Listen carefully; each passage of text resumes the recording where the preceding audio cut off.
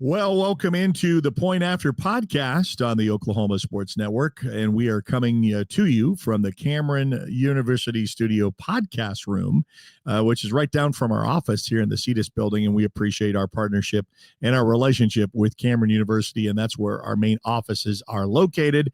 And so the podcast room is available. So when it's available and there's no light on, I can slip in here like times like this and use it for the Oklahoma Sports Network. So welcome into the end of the fall season. I think as it rapidly does, as the school year starts, and as excited as we get to start the season, which in 0 week would have been back up in August, and we know all of the other sports that have come to the conclusion that they have with the girls softball and volleyball, and then they just finished with track just the last couple of weekends ago, and that's finished. And the only ones remaining before basketball really gets really underway, and they're already starting with that, is the end of the football season. And we got the regular season in, got the first week of the playoffs in, and to bring us in from VDog, we have got Tracy Mussett. And Tracy, I'm so glad that you were a part of the kind of the rundown. I know that on social media we've been keeping up with all of your stats and your charts, and I'm glad, and I think you said to me the last 25 years that you spent a livelihood, and maybe this is your kind of getaway, like some guys like to go fishing.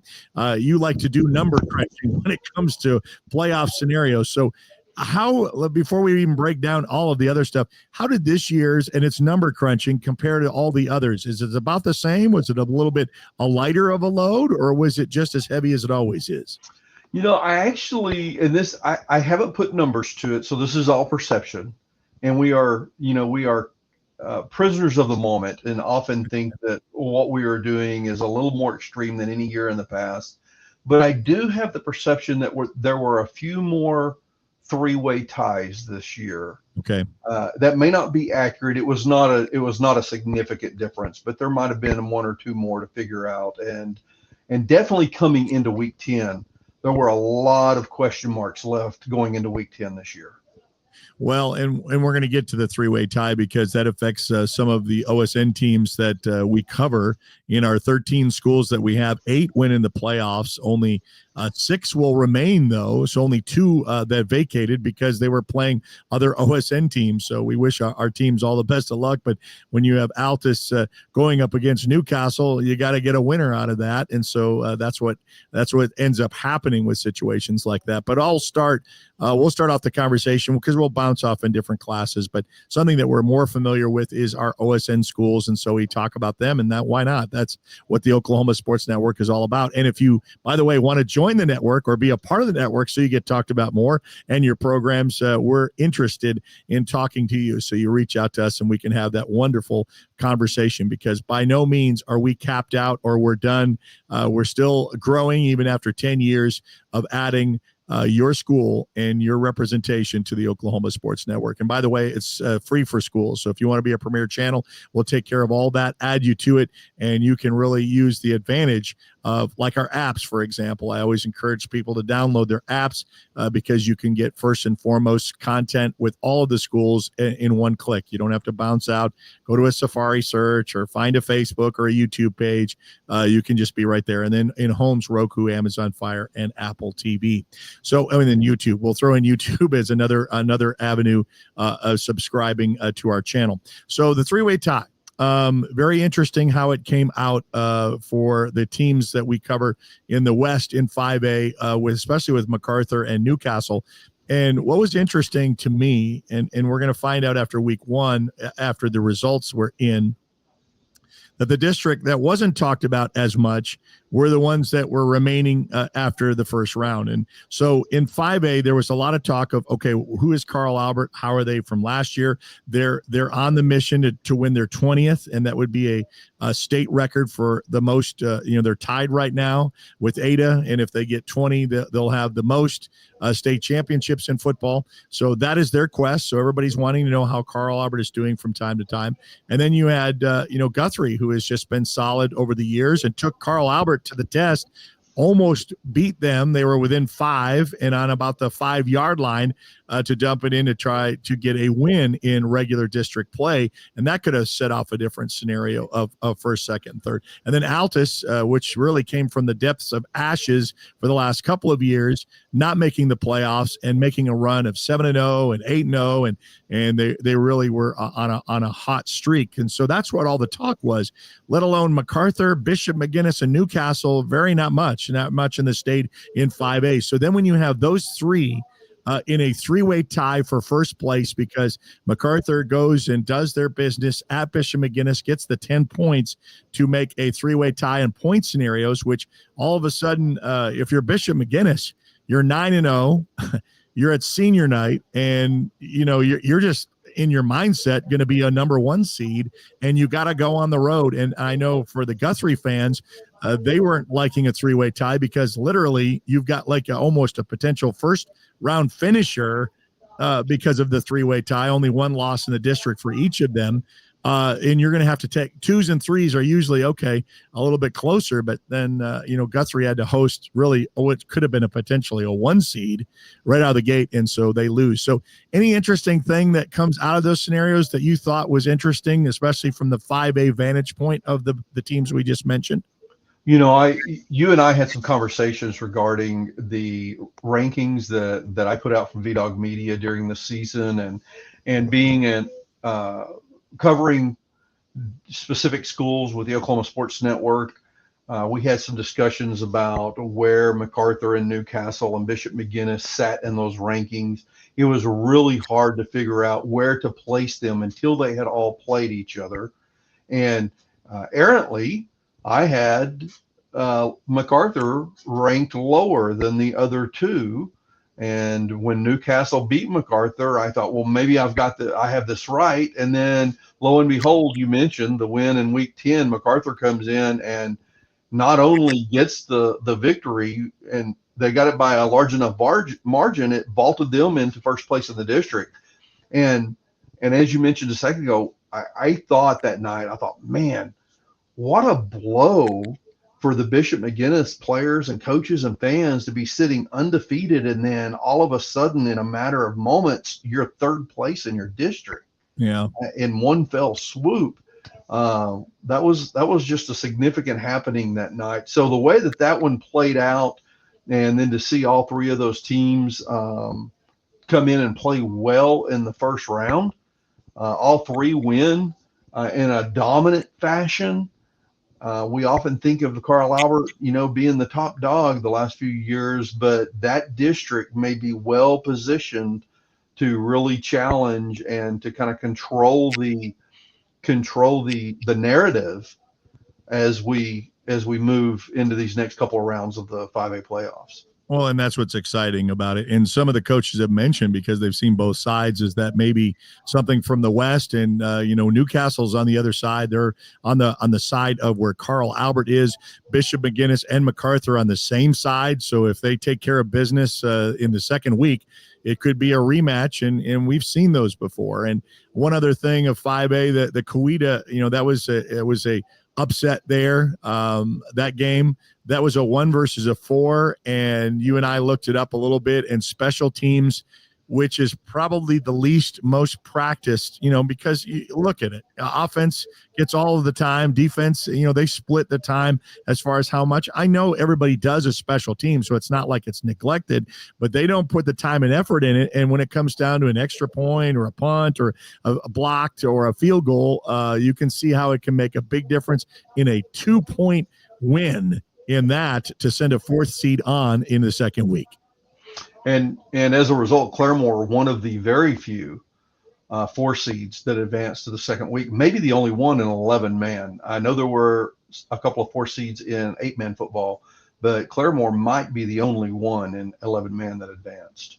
Now, outside of that, and we won't spend all of our time in 5A, but, and that's really interesting in the scenarios, and we'll talk a little bit about the setups, but about all the classes, any other surprises that were kind of, on your predictions that you had on paper that somehow, someone played an excellent game and kind of made the upset, so to speak? I don't know if I would call them surprises. There was a game in 4A between Salisaw and Grove where Grove won in I mean, they didn't just blow Salisaw out, but Grove won in dominant fashion. And I never did not question the quality of Grove's play, but I thought that Salisaw would be more competitive in that game, that could be anybody's game. But Grove won that comfortably. That one surprised me a little bit. Um, the rest of 4A on down through 3A and 2A, for the most part, played out, I believe, exactly as I expected it to. 6A, the same. I don't think there were any surprise wins in 6A, especially in 6A2. That bracket played out pretty much as expected, though the district with Stillwater, Piedmont, Putnam City, Choctaw, Southmore, you end up with 5 teams advancing from that district, only 3 from the other district. But when you look at how they played during the regular season, that's what I expected. So let's just go down second week, and outside of 6A, which is already split, so that's a little different conversation, and then we're also going to talk about how 4A is going to get a week off for that Thanksgiving week, and they kind of rotated that around. I think 5A had it last year, and so you're going to always have an extra bye week. How about that? If you're a 0-week team, you had a bye week. And if you're like in MacArthur's district, where Guyman opted out to do independent, and you made a 10th game, you had either a bye week or something else. So now an extra one.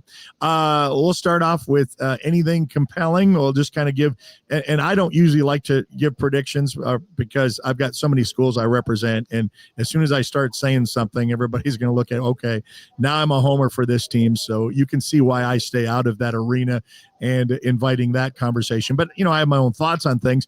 6A1, we'll start off with that, as in this second round matchups, what it looks like it will be, and your predictions for those. You want predictions for those games? Interesting. So, hey, exciting game between Mustang and Broken Arrow. Those two teams played early in the season. I believe it was week 2. I could have that wrong. They played early in the season. Broken Arrow came away with a close win, a close-fought victory in that one. Mustang, as I understand it, was missing their Florida State commit quarterback for at least a good portion of that game. So this time they're playing at Broken Arrow. I expect that to be a really good game. Mustang got off to a slow start last week. If they do that again against Broken Arrow, they might be in trouble, but I would expect Mustang to win the rematch this time in advance for a wonderful matchup or rematch against the Bixby Spartans. So. Yeah, it's on everybody's calendar, right? It's on everybody's hit list. 6A2, anything there? 6A2, I am excited. This is a personal thing here. The Southmore SaberCats have a new coach in Brett Jones. Brett is a very dear friend of mine. When I was athletic director in Valiant back in the early 2000s, he was the head coach there. He was my son's head coach. He spent some time at Bristow and is now, and then at Norman North, and is now the head coach at Southmore. They had a improved season this year. They take on Stillwater in a rematch. The first matchup was Stillwater. They lost 35-7. I definitely would not pick Southmore to get the upset win there, but I'm looking for them to go in and challenge Stillwater a little bit more this second time, and then to really see where he takes them in his second year next year. So I'll be keeping an eye on them, and for personal reasons, be watching that game very closely. Anything else, as far as matchups there? Because 6A2 has been the most wide open district, or class-wise, in quite some time. And it really was with Bixby going up to 6A1, it really left it wide open. In fact, when Bixby left, the first state championship was Stillwater, and then filled by Muskogee, and then last year Choctaw. Will this be the 4th year that someone new will oppose, or will Choctaw still be in that midst in the very end? That's a very interesting question. Choctaw dropped a couple of games during the regular season, including losses to Stillwater and Putnam City. All 3 of those teams are still alive, as well as Piedmont from their district. And all 3 of the other matchups, other than the one I mentioned a minute ago between Stillwater and Southmore, all 3 of those other matchups are games that are going should be very exciting games. You have Choctaw versus Sapulpa. Sapulpa come in second to Sand Springs in their district, but Sapulpa with some big wins this year. That should be a great game. Sand Springs versus Piedmont. This is going to be a really big test to see if that district 2 with Sand Springs and Sapulpa is going to challenge District 1. Piedmont, a team that came in as the 4 seed in that district, won. However, they got the win over Stillwater in district play. They are very capable. And then Sand Springs rolled through their district play and are looking extremely solid and strong. So that's a matchup that's going to tell us a lot about how those two districts fare. And then Muskogee, who's been a challenger, had a quarterback transfer out this year. They're missing that play and ended up falling down into the district standings a little further than maybe some might have anticipated. But they're taking on Putnam City, and they get to travel to Putnam City for the game. I would expect Putnam City to get the win over Muskogee there, but Muskogee is not a team to overlook. No, and they've got history of success. The program has got that, and so the kids can buy into that rather quickly. Okay, well, go down to 5A, and whether you feel comfortable about, it doesn't matter what you say, because these are, we're just prognosticators. We're just throwing it out there. 5A should be interesting, in one of the matchups that I've kind of circled because it's kind of a rematch of last year, and now you're going to get, in most of these matchups, now it's 1s and 2s because 1s play 4s. The 4s go out. The 2s usually win unless there's a 3 that wins. But now you really got the top matchups, from a district side of things, and you're going to throw that to the other side of cross bracketing to the east side. So it's Newcastle and Pryor for a rematch of last year that was back and forth. In fact, Newcastle had to do everything they do to come back, and they made a comeback to win that game. And now Newcastle has to take the couple-hour bus ride up to Pryor, just like Pryor did the previous year. And those kids, that most of them have come back from Pryor. They remember that. They remember not going to the semifinals, and they would like to advance. And they got great facilities out there, and they're ready for it. So I think out of a lot of the 5A matchups for week 2, I've kind of circled that as a really big game of interest. And Pryor has really looked good this year. And, I've not followed or watched a lot of game film on Pryor. I've pulled up a little bit and seen some highlights. But Pryor has looked extremely strong with the margin of victory and the teams that they've played. They closed out the season with a win over Del City, one of our Oklahoma Sports Network teams. And they won comfortably, 51-35, the final score in that game in week 10. Actually challenged a little bit more by Bishop Kelly in the first round of the playoffs, where they only won by 10 in that one. That was a little bit of a surprise. So it'd be interesting to see how Pryor handles Newcastle, or if Newcastle challenges them and upsets them this year. Yeah, and by the way, just because of that 3-way tie, Newcastle could have been a 1 seed like they were last year, but because of points, ended up being a 2nd, so they hosted, and then they're traveling to Pryor.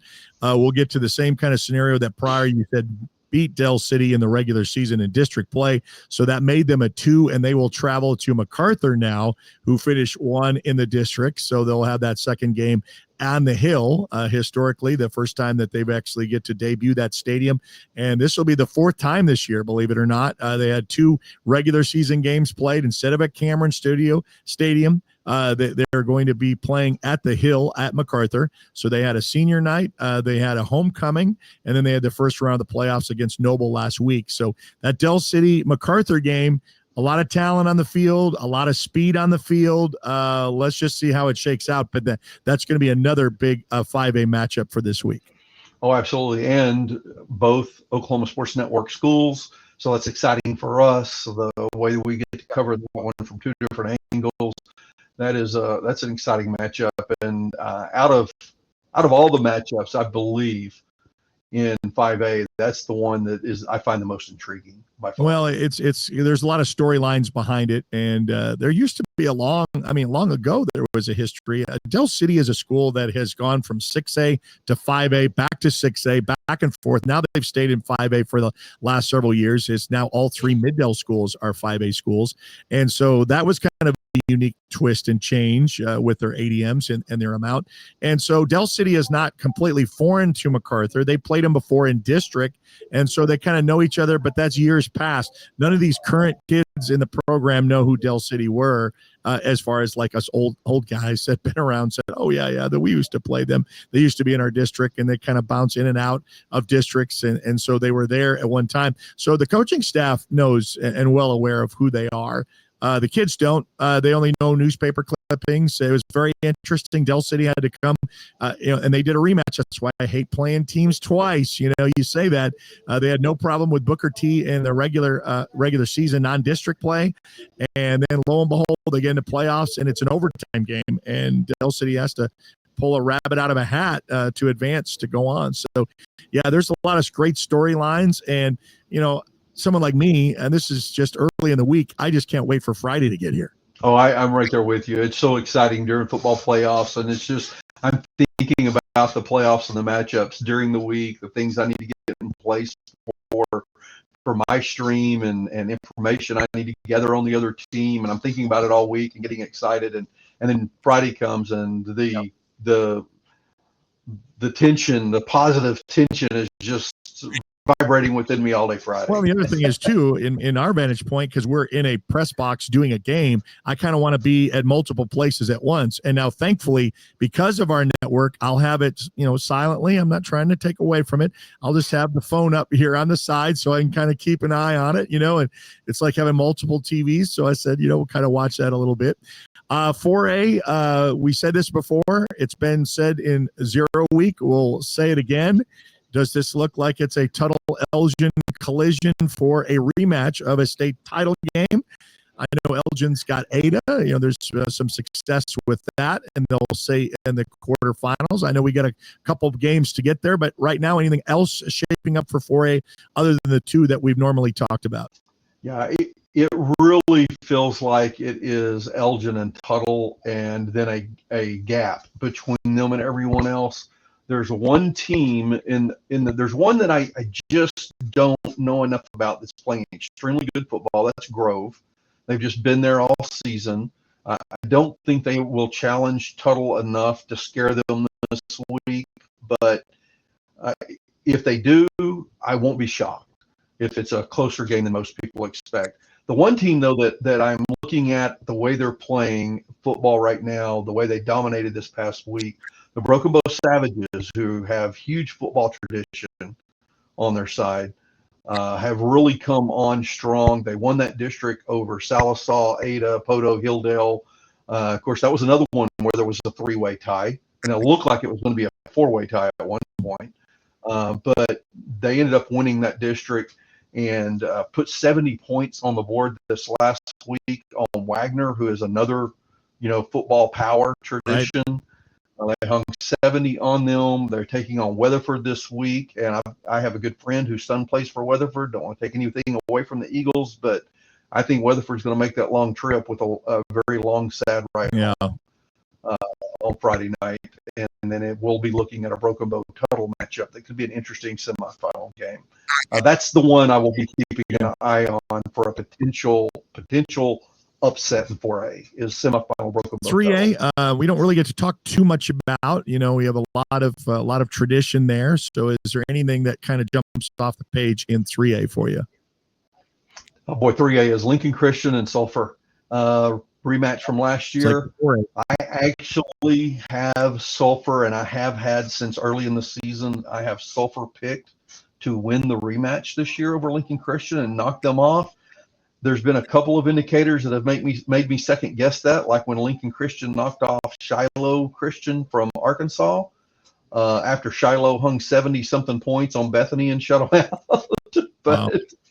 But I think that is just all Sulphur and Lincoln Christian in 3A, and everyone else is fighting for rights to claim being in the semifinals. Okay. Where you are near and dear because you've covered the Jones Longhorns kind of midway through the season in 2A. So there's a clash of some really good matchups because you've got 4 teams we can throw in the hat as far as, okay, it's anyone's year if you can really put this together. I've heard coaches say, you get to week 10, it's who can improve from that forward, towards a state championship, because that's another 4 weeks. That's almost another month of football if you get 4 games to get to a state title. Who can improve from all what you've done? Yeah, we've seen the records, we've seen the scores, but who is going to improve on this kind of competition? So I'm interested to see how, even though I know we have the Jones Longhorns that we cover, what else do you see in the 2A matchups? Well, there are 4 phenomenal games in 2A1 this weekend. Jones hosting the Sequoia Tahlequah Indians. Sequoia Tahlequah come into week 10 undefeated when they played Metro Christian Academy for the district championship. That was a 9-point game. Metro won 27-18, and Sequoia Tahlequah lost a very talented quarterback for the second half of that game, and still only lost by 9. Talked to Coach Witt yesterday of the Jones Longhorns. He expects that quarterback for Sequoia Tahlequah to be healthy and ready to go this week. So, that game was between Sequoia Tahlequah and Jones. While I have Jones picked to play in the state championship, I believe this is going to be a test, and probably their biggest test of the season thus far. On the other 3 games coming up, Kingston Marlowe, maybe the least exciting of the matchups, just from the type of exposure and expectations for the teams. But that should be an extremely competitive game. If you're a fan of football, I believe that's going to be a great game to watch. Washington Kiefer, everyone just thinks Washington is going to roll on Kiefer. I think Kiefer is more than capable of giving Washington everything they want in that game. And some think Washington has maybe just a little vulnerability this year, more so than last year. Washington, of course, the defending champions. But will they struggle with Kiefer is a question that some people are asking. And the 4th matchup there in 2A1, Metro Christian Academy and Oklahoma Christian School, should be another great game. 2 private schools. There's a lot of public school fans are going, yay, we're glad the private schools are playing each other so one can knock the other one out. I'm not getting into that. I'm acknowledging that is part of the discussions that take place, but that's 2 really good football teams, and it should be another good game. Yeah. Okay, as far as anything else remaining on the classes or anything that we didn't cover that you kind of want to throw out there as our predictions and talking about week 2 of the playoffs?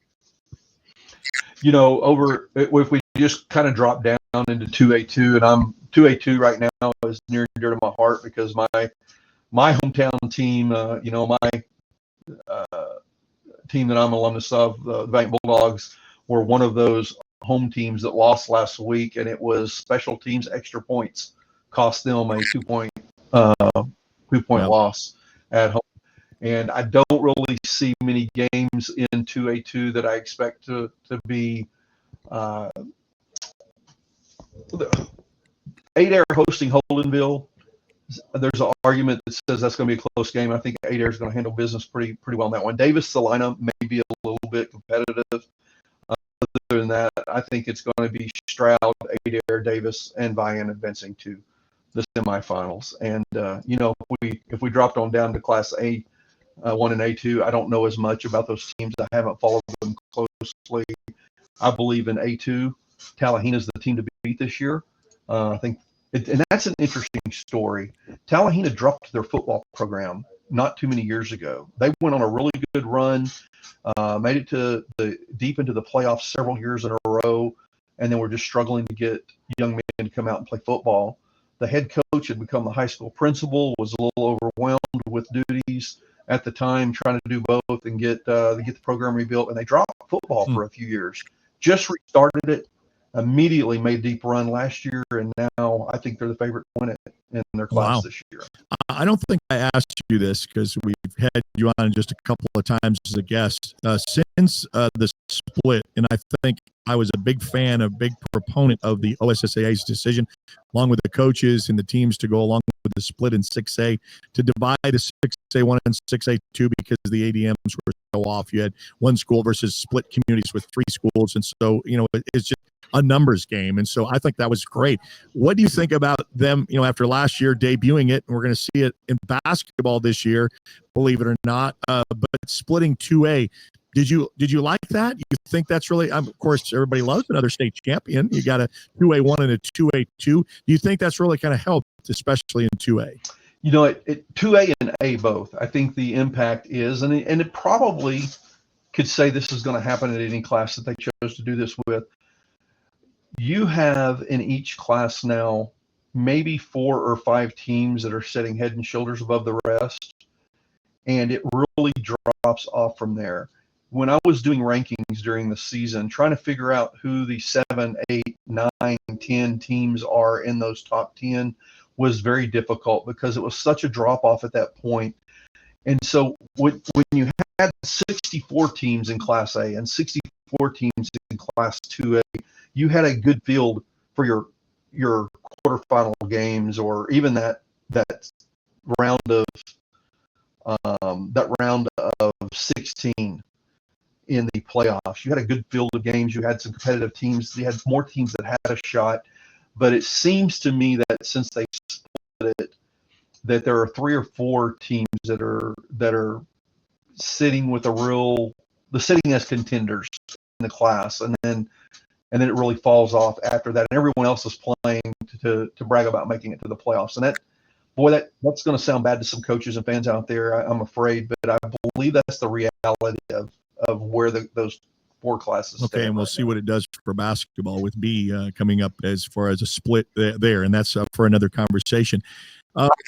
No, I think basketball is more competitive, has more competitive depth. Because you only have 5 on a court to worry about, and you can kind of compete very much so, as opposed to 11, or if you're 8-man program, there's a lot more to contend with. From VDog Media, I want to thank you, Tracy, for all what you do with your number crunching and getting us all in order as far as getting that. I know you've got a lot of, you can tell us how you can reach us on social media, because a lot of people have connected to you in that way.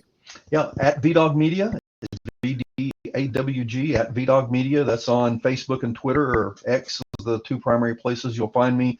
Out there on Instagram as well, but for most of the content, you'll find me on Facebook and on X. Okay, and you can also catch him during the Jones Network broadcast this coming week with the game with the Jones Longhorns, and looking forward to that. And I'll be at MacArthur with a great matchup with Del City. So I can't wait for us to have a review next week to talk about semifinals. And coaches always say that if you're practicing or going to practice the week of Thanksgiving, you've done some good things right. Good things are going your way, and you'll make in the Final Four 1 game away from making a state title trip. So it's very exciting for these kids, very exciting for the programs. As you mentioned, we're going to brag ourselves up a little bit. Out of 13 schools in the network, 8 went into the playoffs. Unfortunately, 2 of the games matchups had pitted Elgin against Bethany. So one of them was going to have to go on, and the other one was going to pack it up. And the same thing went for Altus, who had a great, incredible season. Don't take away from everything that they've done.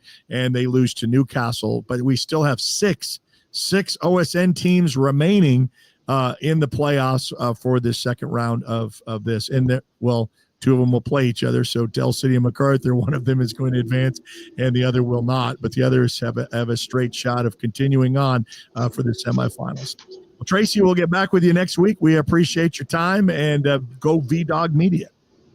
Thank you, Eric. Really appreciate it, and am having a blast being a part of the Oklahoma Sports Network.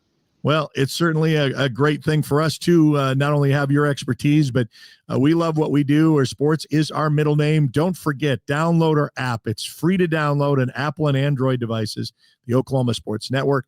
Subscribe to our YouTube channel. If you're in your home devices, if you have a Roku, Amazon Fire, or Apple TV, yes, you can project it from a smart TV from your phone as well on Apple and Android, and then YouTube's channel, and then all of us on our social media, so you can connect to what games are you going to have, when are you going to have it. We got coaches shows on Tuesday, still 3 coaches of shows going on with Elgin, got MacArthur, and we got Newcastle. And those are Tuesday nights as long as they continue to survive.